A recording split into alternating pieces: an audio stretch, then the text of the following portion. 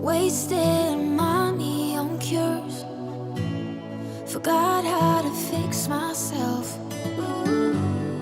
They say that time is free. Then why is it so precious? Oh, I'll say memories in my head, like Polaroids on walls. They remind you to look ahead. Time is running out.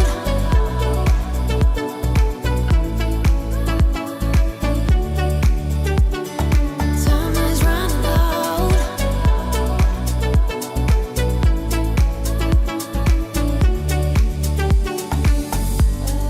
Lately I've lost my track. I've sailed the deepest seas, hoping to find something to bring back better times. Oh, I'll say memories in my head, like Polaroids on walls. They remind you to look ahead. But time is running out. Time is running out. Time is running out. Time is running out.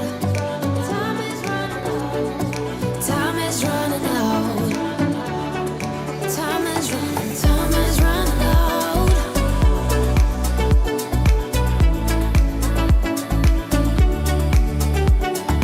Time is running out.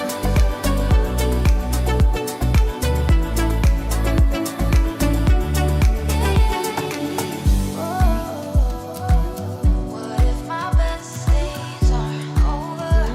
They can't be over.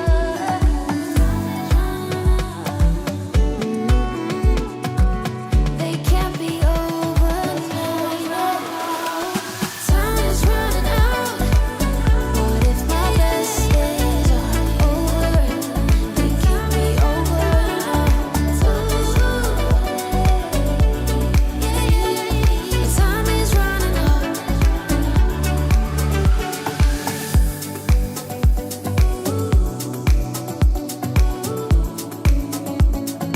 Time is running out.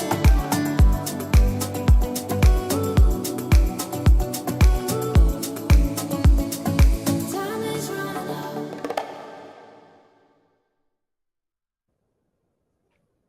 Good evening, everybody. It's John here from Tutor to You, welcoming you along to another of our Twilight Teacher CPD session for A-level economics teachers. Good evening to you, and warm welcome to you as well if you're watching this on replay. Now, we've not done one of these for a couple of weeks. The team have been away delivering student workshops around the country, so welcome back if you haven't seen us for a couple of weeks. We're looking forward to tonight, and we've got one final session before Christmas, which I'll come back to right at the end of tonight's session. So tonight we are talking about supporting AO2, supporting application skills.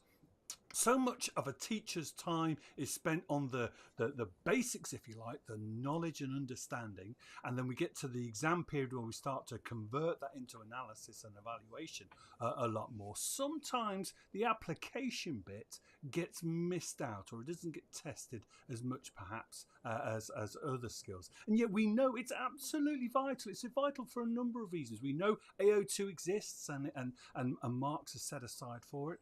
We know that economics is a real-world subject, so if we don't apply real-world examples to what we're talking about, it's just an exercise, isn't it? It stops being something of true value. And the other thing is, we know that makes it really interesting.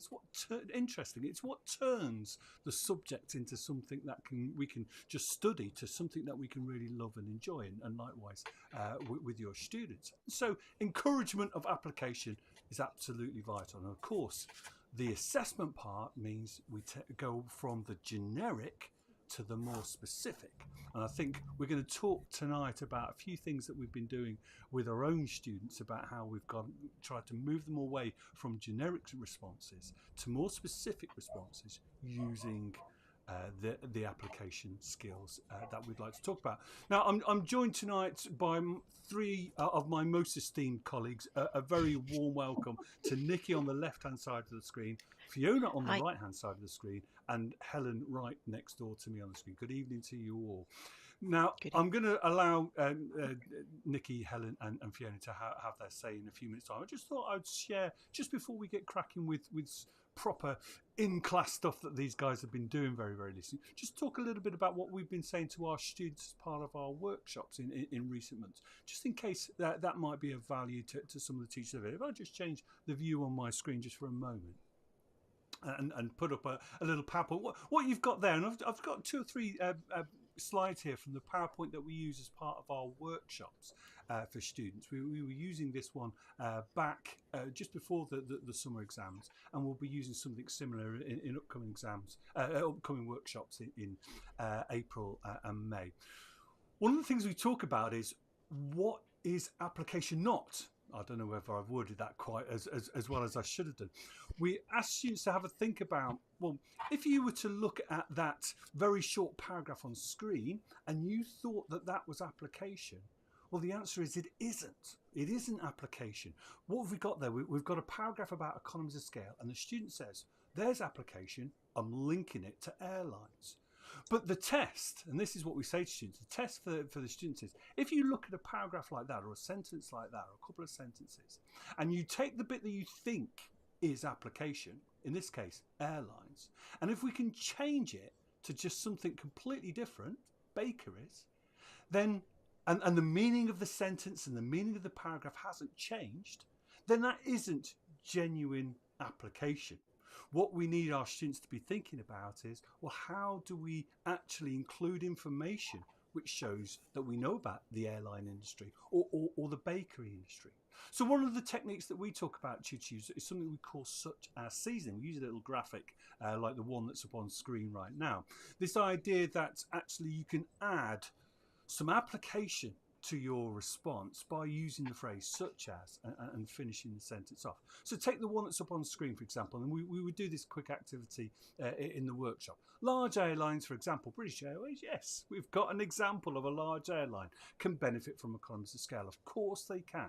Of course it can. But at the moment, that sentence is showing no more than knowledge, the tiniest bit of application with the use of a named business. If we improve that, though, so that our sentence gets added, nice little bit of graphics going on there, gets changed to such as, and the example we've got here is such as bulk buying jet fuel.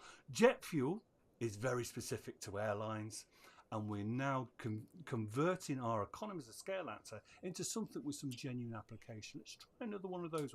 Have a look at this one. The UK's Gini coefficient increased slightly in 2021 to 2022. This could be due to government policies. Brilliant, brilliant. A student, hopefully they understand what a Gini coefficient is and understand what those numbers mean. But what could have happened?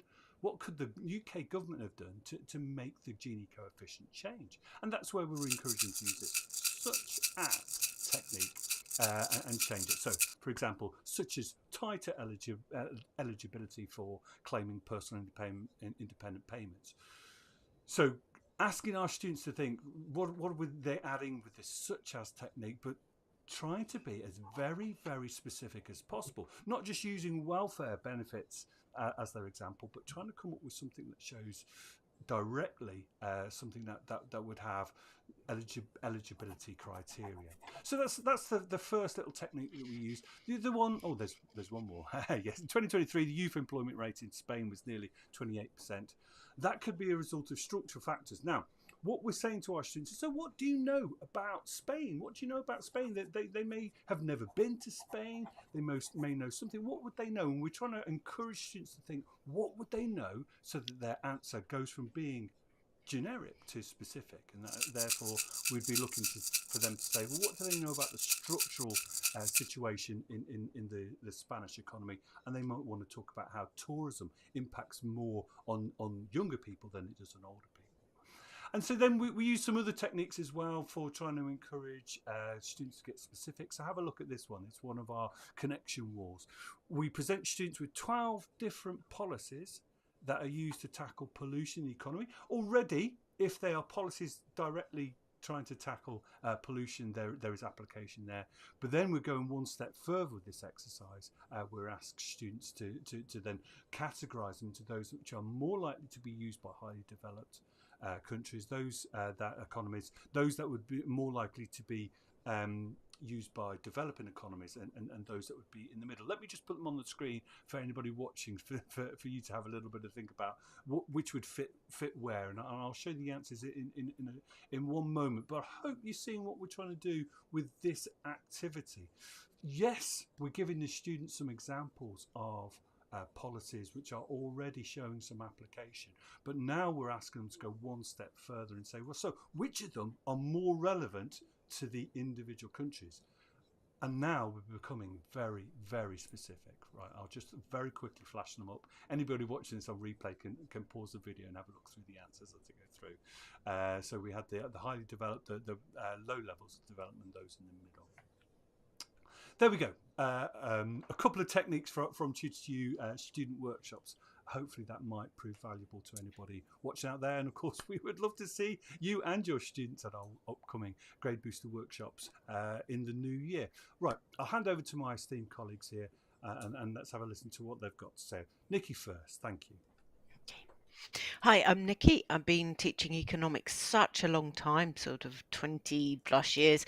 And the truth of the matter was, application didn't used to be that important.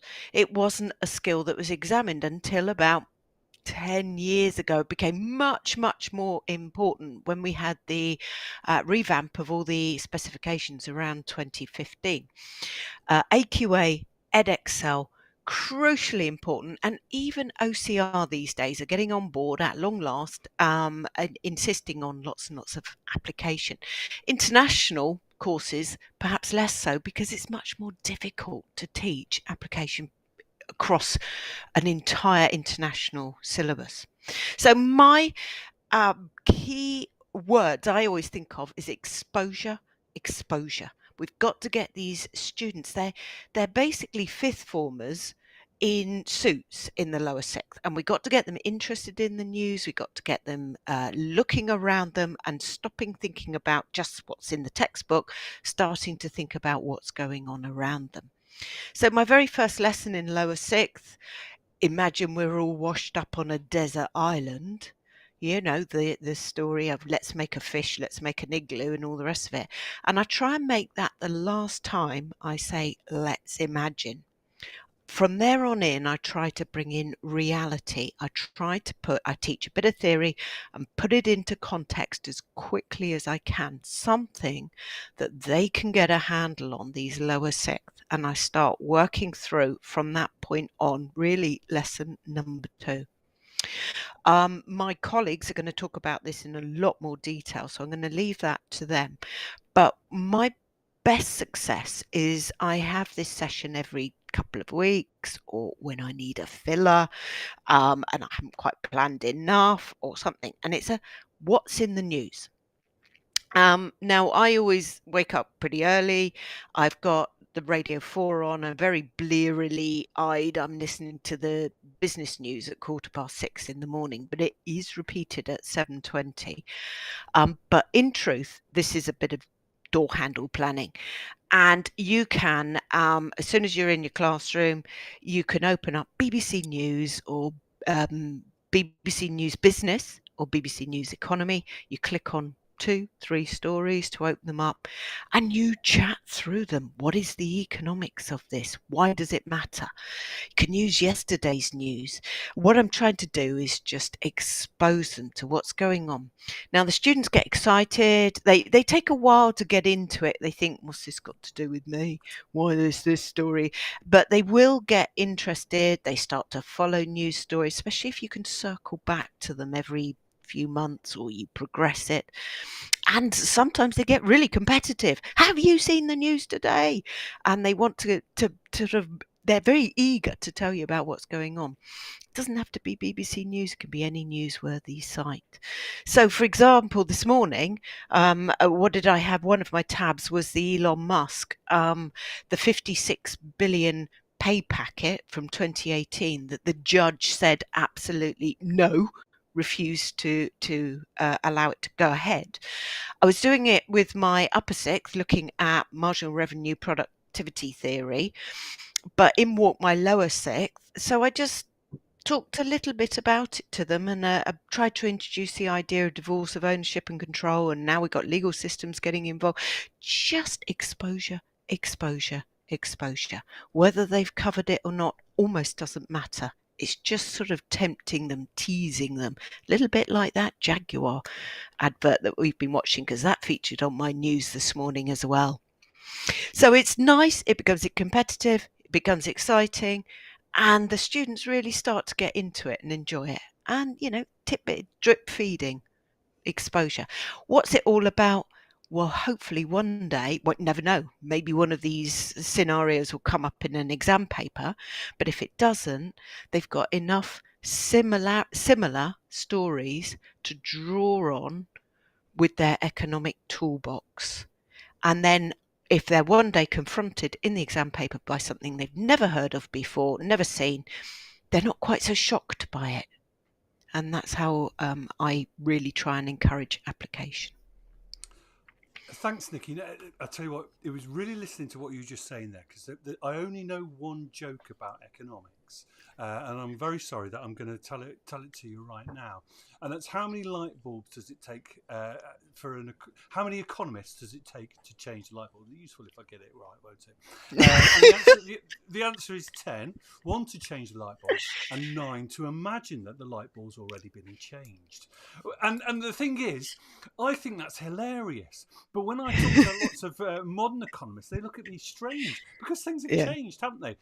We now encourage modern economists to not imagine, but to be real and find real examples, and examples that have worked, examples that have failed miserably, so that they can show the difference in outcomes. So I thought that was really, really interesting. I also thought what was interesting was a strong use of the BBC website, but you did point out very carefully that others were available. But there's a reason, isn't there, why lots of people do use the BBC business it's website. Quick and easy.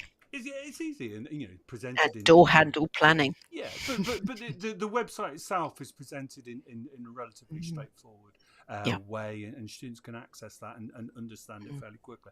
I don't know whether you or any of the other panelists had any other suggestions of quick, easy news bite sources. Where would we go on the internet if we're not using the BBC? Nothing wrong with the BBC, but if we're not using it, where else might we go? Nikki, were you going to suggest another one? Well, yeah, I mean, FT or Observer, there's so many paywalls now that you can't get behind things. Reuters, sometimes you can get decent headlines. Sometimes that's all you need, a headline. And you just literally spend 5-10 seconds with the class. And generate. If they want to find out more, off you go. Because the pay packet with Musk was quite an interesting example of just that. You just need to have a conversation about those few words, don't you? And whether that actually changes his level of motivation. Sorry, Helen, were you going to make a suggestion there? Yeah, I really like some recent podcasts are really good. We tend to use The Rest Is Money a lot in class. I feel that some of the explanations they give are really excellent, and some of the detail really helps to stick in students' brains. So I really like that as well. And my big key thing with BBC News articles is printing them off with quite a large margin. And then you've got the application, and then getting the students to write the theories or draw the diagrams around the outside. So really getting them into the application, then add the theory. Yeah, I've seen that in classrooms where teachers are literally getting the students to put as many theories as they can next to the news story, to directly link the two. So that's really, really valuable. Now, Fiona's not in the UK. You're based in the Middle East, and I'm sure you'll tell us a little bit more about that in a few minutes' time. Access to news stories, is it equally easy where you are, or do you have other issues? Yeah, no, it's fine. We obviously the BBC website version that we get is BBC. Well, it looks slightly different, But we have access to all of that. We can access. I'm a big fan of the Radio 4 news as well. I tend to listen to the midnight news on my drive into school because we're in school at 7 in the morning. So when I'm driving in, I've got the midnight news, and it's usually, like you say, almost invariably an economics or business news story in the first kind of 10 minutes or so. And so I say this to the kids: have you listened to, did you listen to the news? And there's a local radio station here, a business news station. The kids listen to that quite a lot, Dubai Eye. And they're always saying, well, did you hear about such and such? So they are quite plugged in. But yeah, FT for Schools has been a lifesaver.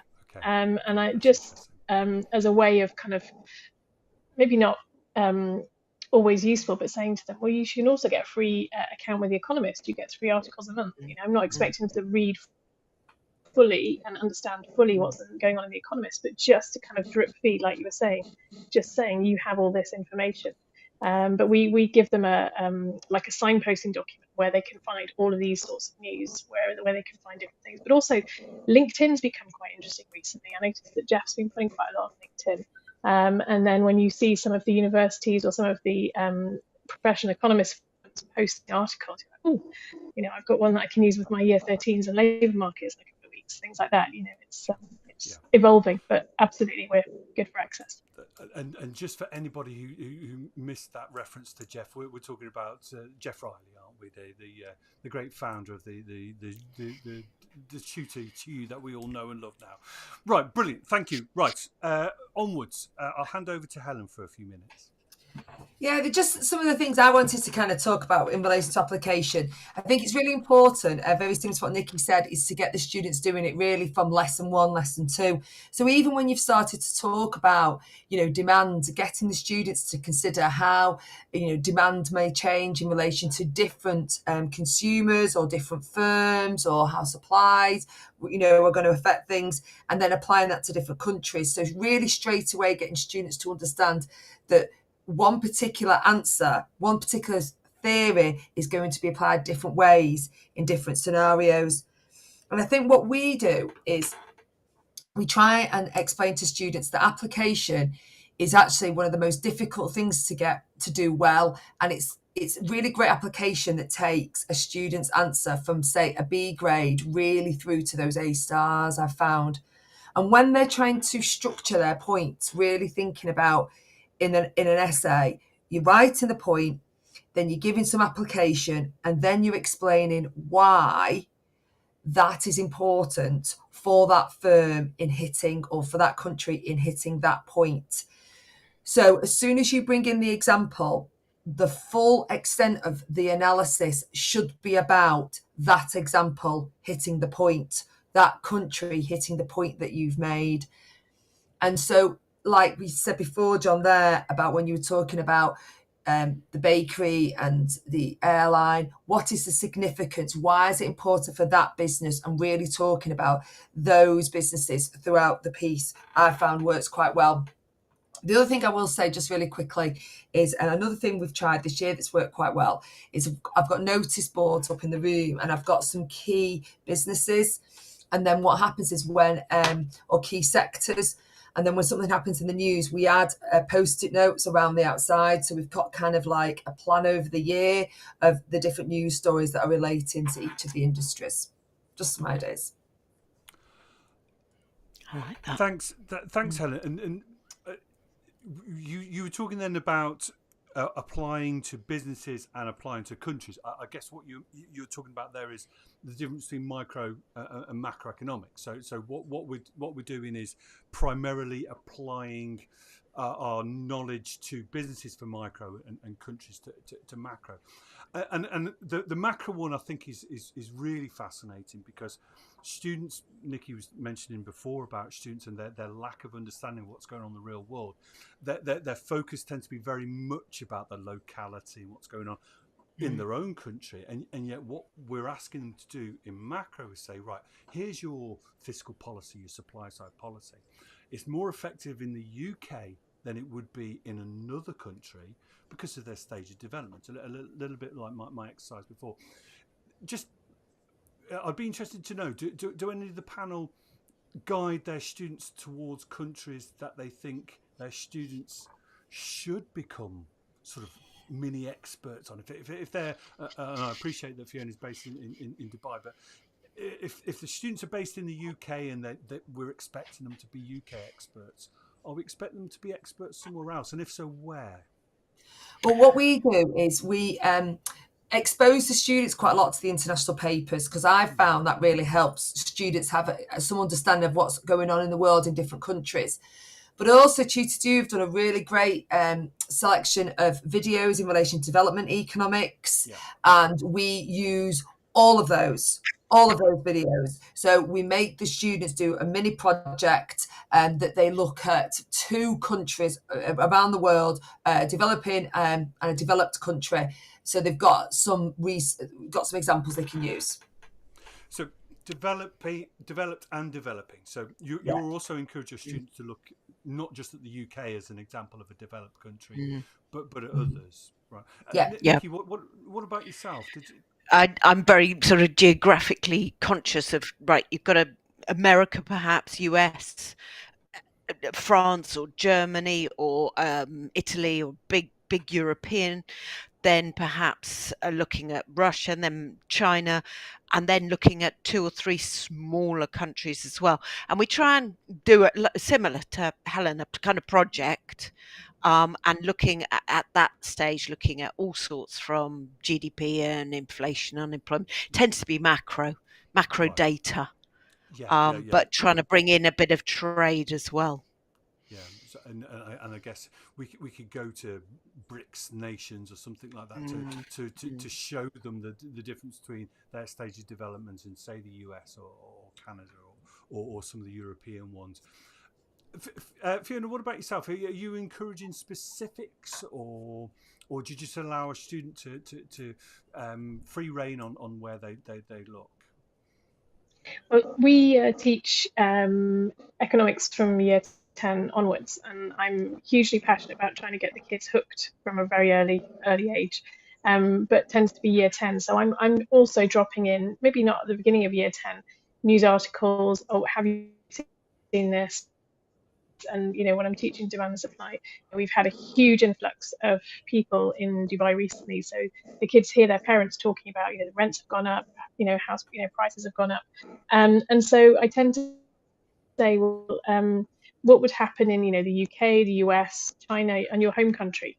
So they might know, obviously GCSE, we're doing an international version, so it's less important for the UK, but building it all the way up from year 10, because our GCSE students do tend to carry on. We have a minority that join in year 12. And so they're starting to do that already. And I think that's really important. And I think some of the best conversations I've had with parents recently have been about how particularly parents that work in finance who perhaps have had a bit of a disconnect with their teenagers, more recently, what can we talk about?